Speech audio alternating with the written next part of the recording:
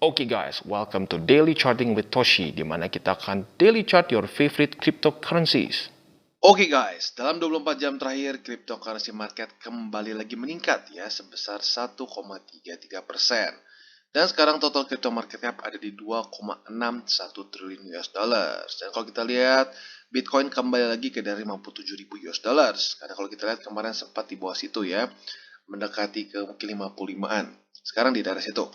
Nah, kalau kita lihat Bitcoin kembali lagi, walaupun terlihat bagus ya di waktu bersamaan, tapi kita harus keep in mind bahwa dia sepertinya MA8 di weekly menjadi satu resisten untuk Bitcoin ya. Jadi walaupun ada kemungkinan sekarang bisa langsung lanjut ke atas, tetapi jangan sampai lupakan secara statistik 95% saat dia tembus akan ada kemungkinan ke weekly bull support band ya, dimana akan selalu ada di weekly, yaitu di daerah 52.000 US dollar sampai 53.000 US dollars. Jadi keep in mind juga bahwa ini adalah moving average ya. Bull market support band ini adalah moving average. Jadi setiap minggunya akan berubah. Kalau gue ingat kemarin kan gue bahas nih ya, itu bisa sampai 50.000 paling rendahnya, dan di titik atas itu bisa 52.796. Sekarang karena sudah ganti minggu, otomatis dia ke update, dia naik. Gitu ya. Jadi ke sekarang itu di 52.000 sampai ke 53.000 US dollars ya. Nah, sekarang tentunya otomatis kalau Bitcoin bisa lanjut lagi ke atas, yang lain pun akan ikutan hijau ya. Nah, tapi kita bisa lihat beberapa juga seperti Ethereum, dia performanya cukup bagus ya, di mana Bitcoin masih sedikit merah, dia sudah 3,28% naik dalam 24 jam terakhir. Dan kembali lagi trading di daerah 4.400. Lalu Binance juga salah satu contoh lagi yang dia performanya cukup bagus ya dibandingkan dengan Bitcoin. Dimana kita lihat dia sekarang ada di atas 600 US dollars, sekarang ada di 622. Dan beberapa aset lainnya, ya terutama dua ini yang bagus nih ya, Ethereum dan Binance. Sekarang kita akan masuk ke beritanya. Oke, dan berita pertama kita, Vitalik Buterin mempropose new EIP atau Ethereum Improvement Proposal untuk menyelesaikan permasalahan gas fee dari Ethereum yang luar biasa tinggi ya. Jadi kita lihat apa solusi dari co-founder dari ETH ini ya. Dimana Vitalik ini bilang akan ada cara baru, yaitu adalah Ethereum Improvement Proposal yang tujuannya untuk men-tackle permasalahan gas fee problem mereka dengan menambahkan limit dari total transaction call data ya, yang dengan itu bisa mereduce transaksi gas cost mereka. Otomatis gas fee dari Ethereum akan jauh lebih kecil. Bagi kalian yang sudah sering mengirim mengirim cryptocurrencies, mengirim mungkin NFT dan lain-lain, tahu bahwa gas fee dari Ethereum ini luar biasa besar. Cara paling gampang untuk tahu atau untuk memperbandingkan gas fee gitu dengan network-network lain adalah lu coba kirim USDT, perbandingkan dengan kalau ERC20, TRC12, BEP20 dan lain-lain. Lu bisa lihat bahwa gas fee dari Ethereum itu sangat tinggi itu dibandingkan dengan yang lain ya. Jadi kalau kita lihat di sini ya, karena sekarang Ethereum ini hanya bisa memproses 15 transaksi per detik, maka gas fee akan selalu naik apabila ada congestion dalam network. Nah, pada 9 November, average harga dari network fee ini adalah mencapai $62 per transaksi ya. Jadi sangat besar sekali. Nah, sekarang itu berada di sekitar $44, which is masih sangat tinggi. Ya, jadi ini adalah seperti yang gue sudah sering bilang, ini adalah salah satu permasalahan terbesar dari Ethereum, yaitu network congestion yang menyebabkan gas fee menjadi sangat mahal ya. Sekarang kalau kita lihat, sekarang Buterin ini mensuggest new EIP yang bernama EIP 4488 ya, atau EIP 4488. Nah, tujuannya ini adalah dia mengurangi transaction call data gas cost dan juga menambahkan limit seberapa banyak total transaction call data yang bisa ada di satu blok. Gitu. Jadi ini mungkin sedikit teknis, tapi intinya dengan mengupgrade seperti ini, gas fee akan cenderung lebih turun ya. Kalau kita lihat sekitar berapa banyak? 5 kali ya. Dan kalau kita lihat di sini, dengan menambahkan decrease cost dan cap proposal ini dapat meningkatkan juga maximum block size sampai ke 1,5 MB. Ya, which is menurut dia akan sangat cukup untuk memprevent most security risk gitu ya. Jadi seperti yang kita tahu juga, kalau kita main upgrade atau memperbesar block size gitu ya, itu terjadi seperti di Bitcoin Cash. Mereka main besarkan saja, itu bisa menjadi satu security threat gitu ya, menjadi security risk untuk si project tersebut. Karena seperti yang kita tahu, Bitcoin Cash pernah kena 51% attack gitu ya. Jadi cara supaya dia nggak kena V1% attack itu dengan dia menambahkan ini decrease cost dan cap proposals. Jadi nggak cuma sembarangan digedein aja si block size-nya ya. Dan kalau kita lihat seperti yang gue bilang tadi ya, ini kalau bisa benar-benar dilakukan si block size limitnya menjadi 1 megabyte, itu bisa dia akan jadi lebih cepat ya, atau mungkin lebih tepat gini, bukan lebih cepat, tetapi akan lebih murah 5 kali dibandingkan sekarang. Gitu ya. Jadi that's really good. Ya, karena seperti yang gue bilang, permasalahan terbesar dari Ethereum adalah gas fee yang mahal ya. Dan sekarang kalau kita lihat di sini, walaupun sudah ada prevention supaya tidak ada security risk, tim Beiko itu adalah salah satu core developer dari Ethereum juga bilang ini tetap masih ada tantangan nih dengan kita mengubah ke EIP 4488 ya. Karena kenapa? Dibilang ini tetap menjadi masalah karena ini influence block size dari Ethereum. Seperti yang gue sudah bilang tadi di awal, saat kita mulai mengubah block size, itu bisa terjadi banyak security risk. Gitu. Jadi, ya still, walaupun ini bisa bermanfaat, tetapi ada juga resikonya. Jadi bisa saja in theory, si network Ethereum menjadi sedikit lebih tidak aman. Gitu. Dan kalau kita lihat juga di sini, tentunya si EIP 4488 ini adalah short term remedy untuk sky high gas fee. Jadi ini buat sementara saja. Maksudnya kan sekarang kita mau transisi kan ke Ethereum 2.0. Nah sebelum dia transisi, gas fee masih mahal. Vitalik mengajukan ya ini saran dia gitu untuk menggunakan satu EIP sementara yaitu EIP 4488 yang memperbesar block size gitu. Tapi bisa dibilang ini bisa menjadi salah satu quick fix dari permasalahan Ethereum. Tapi ya baik lagi, kalau sudah ETH 2.0 ini sepertinya akan dicabut ya. Jadi is it good or not? Ya kita harus lihat apabila sudah diimplement. Kalau tidak terjadi permasalahan secara fundamentalnya, dan that's good ya. Oke, dan berita selanjutnya, Michael Saylor kembali lagi membeli Bitcoin dalam jumlah besar. Tepatnya 7.002 Bitcoin dengan seharga 414 juta US dollars. Dan bagi kalian yang belum tahu siapa itu Michael Saylor ini adalah CEO dari MicroStrategy. Itu perusahaan software basically ya, perusahaan software yang uniknya dia memegang Bitcoin dengan jumlah yang besar. Ya, dan sekarang nambah lagi 7.002. Kita lihat beritanya ya. Jadi seperti di judulnya, MicroStrategy sekarang sudah membeli lagi tambahan 7.202 Bitcoin dengan senilai 414 juta US dollars dalam 2 bulan ke belakang. Yang membawa total dari holding mereka ini jadi 121.000 lebih 44 Bitcoin. Jadi satu perusahaan ini adalah bisa dibilang MicroStrategy ini adalah salah satu perusahaan yang paling banyak menghold Bitcoin di portofolio mereka. Gitu ya. Dan kalau kita lihat juga di sini dia bilang bahwa the company ini will continue to acquire Bitcoin quarter by quarter, time to time, either with cash flows or with debt or with equity. Jadi dia ini akan terus meng-acquire Bitcoin dari quarter ke quarter, dari waktu ke waktu, antara dengan uang, ya, cash flow mereka, atau dengan debt, dan atau juga dengan equity, ya. Dan ini tergantung juga dengan market circumstances juga dan shareholders mereka. Jadi intinya MicroStrategy ini sangat bullish on Bitcoin ya. Dan otomatis tentunya seperti itu juga mungkin dengan MicroStrategy terus membeli Bitcoin, ini akan menginspirasi perusahaan-perusahaan lain pun untuk menghold Bitcoin di dalam portofolio mereka supaya menjaga dari inflasi gitu. Oke, dan kita pertama akan bahas Bitcoin seperti biasa ya. Dimana kalau kita lihat sayangnya Bitcoin masih terus membuat pola higher low dan lower low. Bagi kalian yang nggak tahu, ini sangat simple banget sebenarnya ya. Di sini dia membuat lower low, higher low, lower low, higher low. Kenapa disebut higher low? Karena high dia lebih rendah daripada sebelumnya. Kenapa disebut lower low? Karena dia lebih rendah low-nya sebelum low-nya lagi. Jadi simple banget. Saat dia masih membuat pola seperti ini, kecenderungannya masih turun. Untuk dia bisa reversal, pola reversal adalah dia kembali membuat higher high, higher low, higher high, higher low. Jadi yang Bitcoin perlu lakukan supaya bisa mengubah nih, mereverse dari pergerakan yang kemarin-kemarin adalah dia terpantul di mungkin sini ya, di daerah 55.000. Kalau dia mulai terpantul di sini, nah di sini mulai terjadi higher low. Ya, jadi itu PR salah satunya untuk Bitcoin.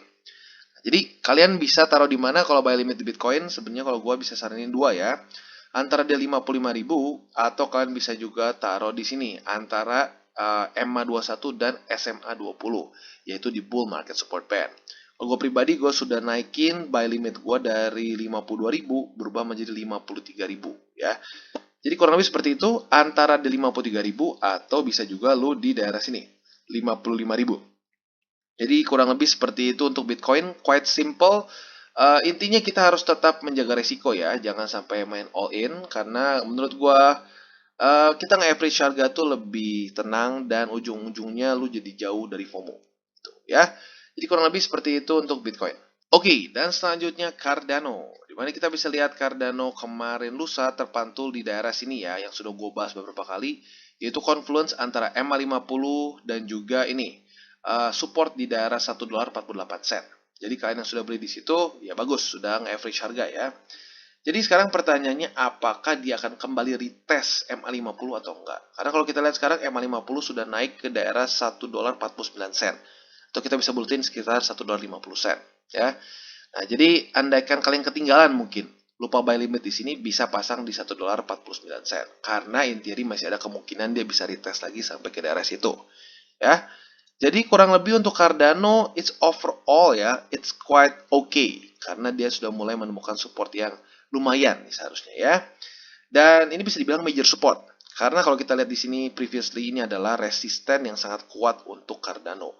Basically dalam setahun ini terus-terusan di retest ya. Akhirnya tembus dan sekarang dan kemarin basically ya sudah ada retest lagi menjadi support. Pertanyaannya apakah supportnya cukup kuat atau enggak, ya kita harus lihat dengan waktu ya. Jadi overall seperti itu, gue belum bisa sarankan untuk beli di sekarang ya, karena kalau mau di 4 hour chart pun kita masih cuma di supportnya 20 saja, which is not that strong menurut gue. Jadi untuk gue lebih baik kalau kalian mau pasang buy limit Cardano boleh di daerah $1.50.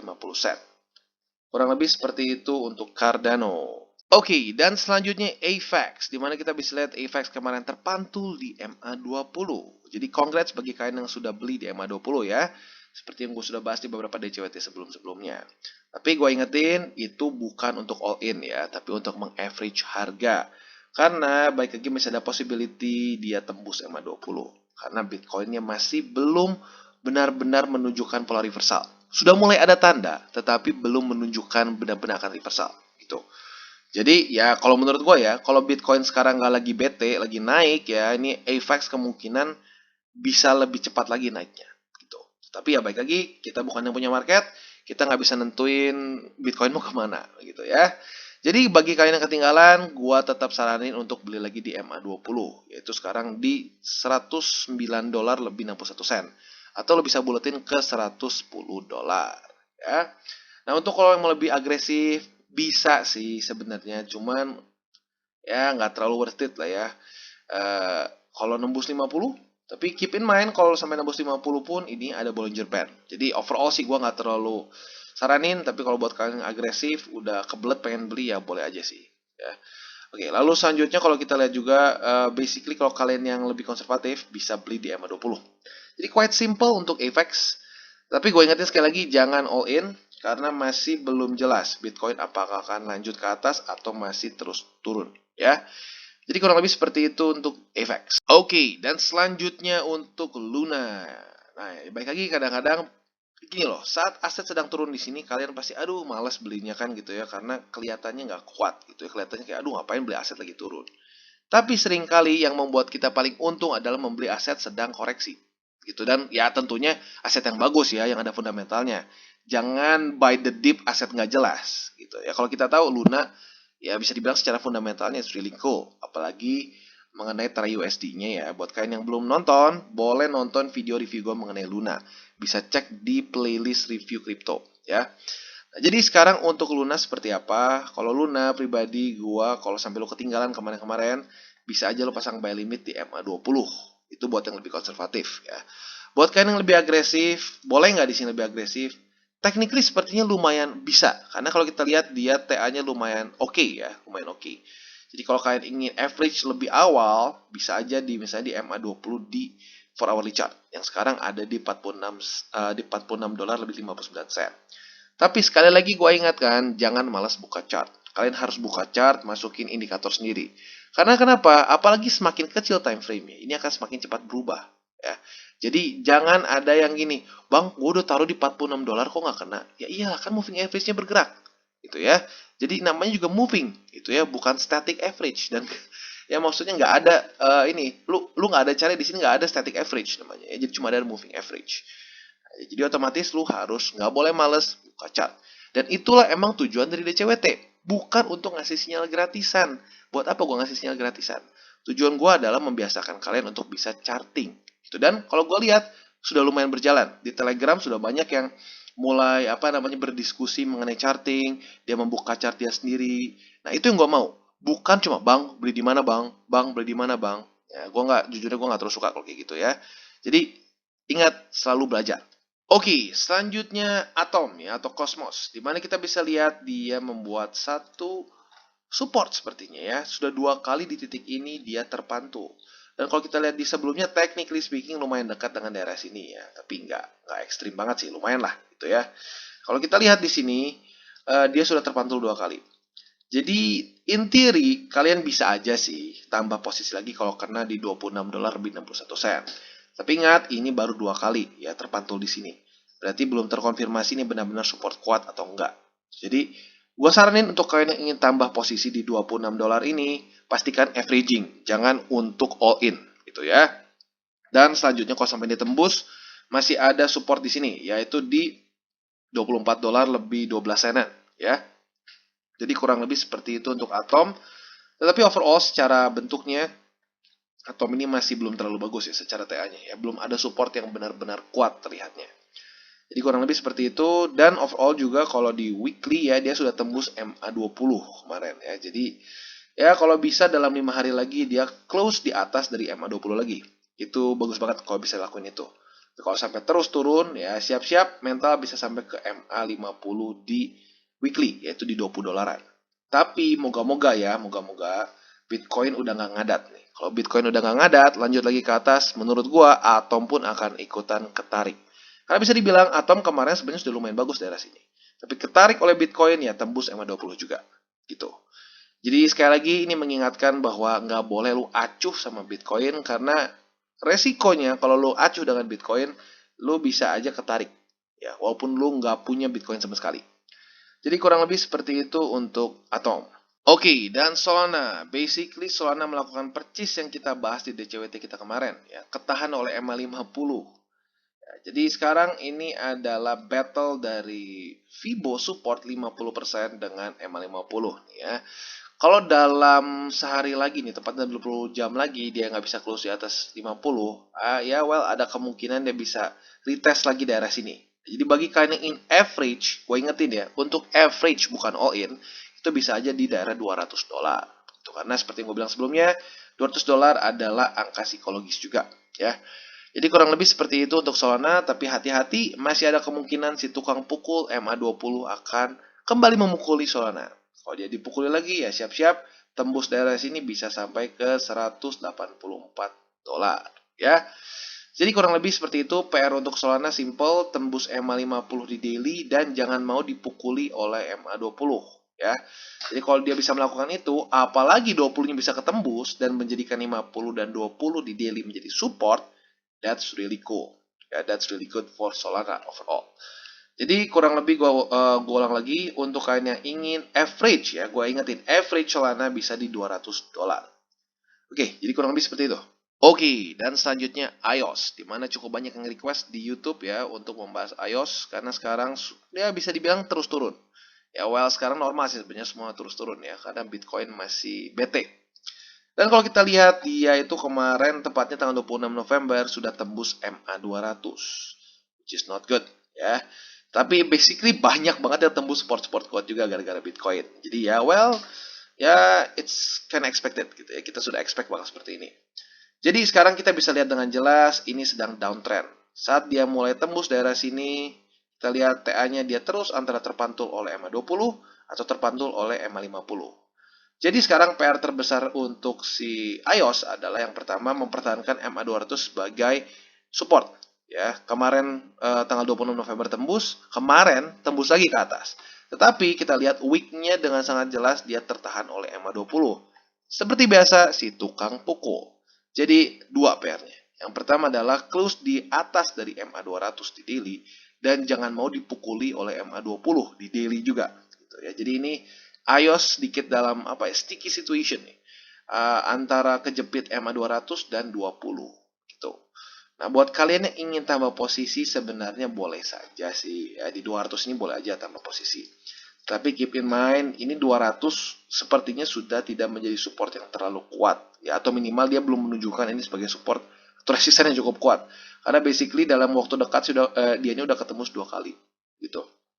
Jadi, bisa aja tambah tapi jangan all in. Ya. Jadi kurang lebih seperti itu untuk iOS. Dan overall, ya ini semua tergantung Bitcoin. Kalau Bitcoin kembali lagi naik, harusnya iOS bisa ikutan kebantu, ya. Jadi kurang lebih seperti itu untuk iOS. Oke guys, sekian dari segmen Daily Charting with Toshi. Apabila segmen ini bermanfaat, boleh share dengan teman-teman dan jangan lupa untuk like, subscribe, klik the bell icon, dan see you on the next videos.